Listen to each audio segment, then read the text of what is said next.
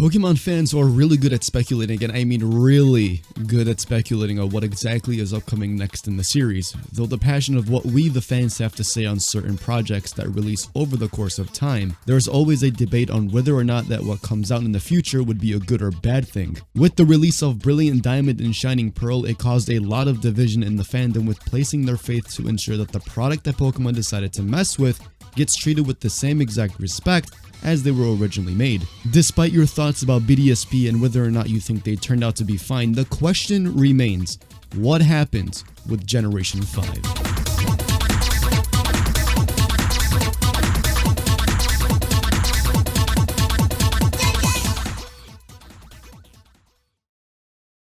It's the year 2010, and a brand new generation is right around the corner for Pokemon fans. Some of us were really blessed to witness the release of Pokemon Black and White, revolutionizing the 2D industry with its new animated Pokemon sprites to enhance the battling experience, alongside with small details like the overworld NPC sprites moving parts of their body to express emotion during dialogue and to outright provide a story like no other in the series. With an incredible view of world building and the added progression that we see over and over again with each release, we've finally established the true definition of Pokemon on just a Nintendo DS console. It was a huge step up to the point where it debatably became the absolute peak of the series in its entirety, especially when it introduces an absolute stacked lineup of brand new Pokemon to be introduced. Alongside with new introductions come with new characters that we meet for the first time, memorable characters, unlike in Generation 6 through 9 where I can barely remember half the cast. What we saw in Generation 5 does it in a way where all the characters become a vital point to the story that you can't forget them. The way the gym leaders get involved to help you out on your journey, to the Shadow Triad and enemy leaders getting in your way, you're met with some of the biggest obstacles yet for you to see, and that being Ghetsis. I know for a fact that his OST lives rent-free in your head. And above all, one of the most iconic characters to join the list of iconic figures being N. The character development of N is something we hardly ever see anymore, and it's truly a shame. From learning about his ideals at the beginning of the game all the way to the end where he has his realization, it only drives the story to have a whole new meaning, making you wonder what comes next after the big battle that you have with him. And then they drop a sequel.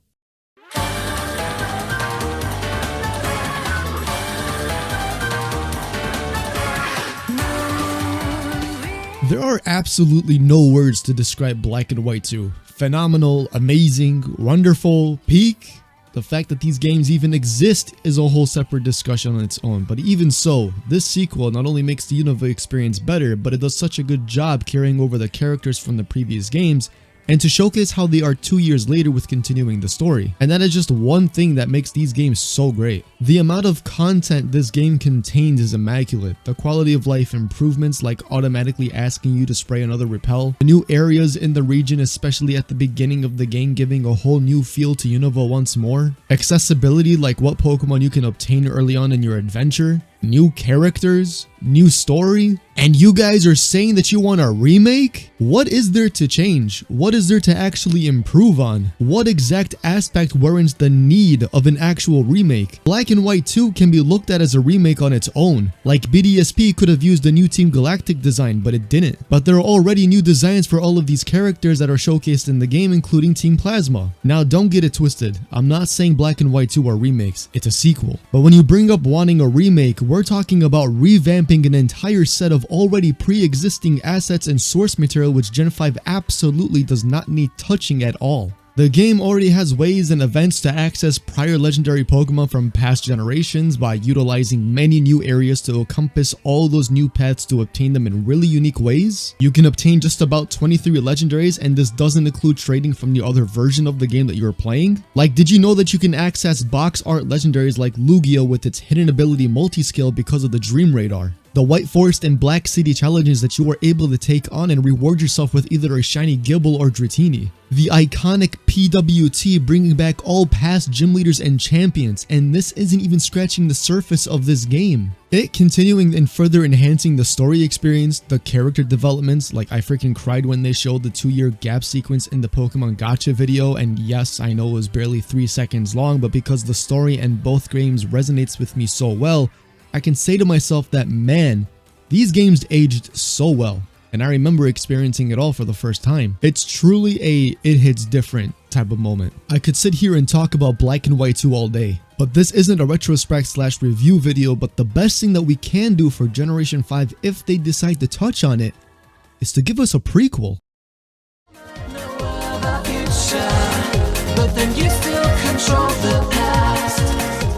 Oh brother, this dude's going to review Legends Arceus now too, isn't he? No. I already have a video talking about that game. However, it is true that Pokemon gave us something completely out of the ordinary and caught many fans by surprise. What Legends Arceus did introduce to us was a whole new dynamic of storytelling, introducing new characters that correlate to existing present characters of the Sinnoh region. We dive into some lore pertaining to how the legendary Pokemon are an important figure in the region and how Arceus is a being of existence. I thought it was a good way for us to understand the deeper meaning of Sinnoh, so why would they not do the same for Unova? There are talks about how Zekrom and Reshiram used to be one Pokemon, but when the two brothers sought after truth and ideals, it resulted in that one Pokemon splitting into two to go along with their visions that the brothers had that they were so passionate about. It would be interesting to see this moment being led up to, and perhaps even introducing that one combined Pokemon altogether. We can dive into the origins of Kieran falling from a meteor and how the people of Lakanusa town would live to tell the tale of this legend, and I can see this being a particular insane boss fight. We can also discuss the origins of Terrakion, Virizion, and Cobalion. It would also make sense to see that as well.